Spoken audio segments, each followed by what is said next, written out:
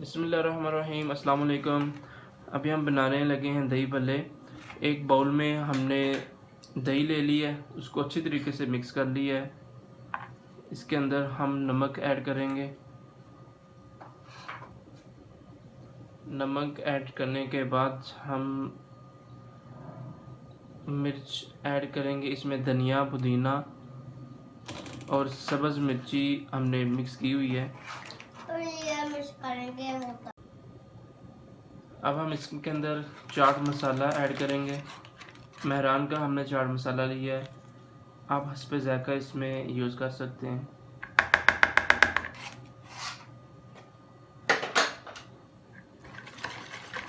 और इसको अच्छे तरीके से मिक्स कर लेते हैं।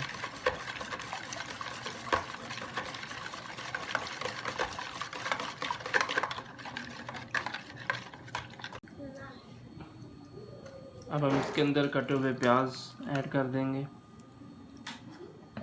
और साथ ही इसके अंदर टमाटर ऐड कर देंगे और साथ ही सब्ज़ मिर्च कटी हुई और उबले हुए आलू जो हमने काट के रख लिए थे वो हम इसके अंदर ऐड कर देंगे।